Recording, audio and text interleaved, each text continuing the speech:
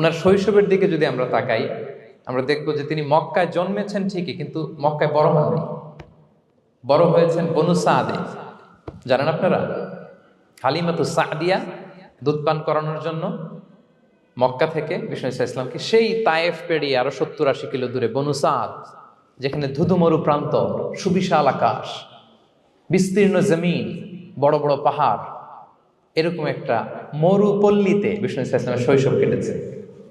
দেখেন প্রকৃতির সাথে বিষ্ণু ইসলামের জীবনের কতটা নিবিড় সান্নিধ্য ছিল, কতটা সুনিবিড় সম্পর্ক ছিল। এরপর সেখান থেকে যখন চলে আসলেন, he started his career as a shepherd, রাখাল হিসেবে ক্যারিয়ার শুরু করলেন। পাহাড়ি উপত্যকা মাড়িয়ে তিনি ছাগল চড়াতেন, মেষ চড়াতেন। পৃথিবীর সব নবীরা ছাগল চড়িয়েছেন। মরুভূমির রুক্ষ পরিবেশ মাড়িয়ে মরু ঝড় সাইমুনকে মোকাবেলা করে তিনি কাফেলা নিয়ে এদিক থেকে ওইদিকে যেতেন। 27টা যুদ্ধে সরাসরি নেতৃত্ব দিয়েছেন। আল্লাহু আকবার।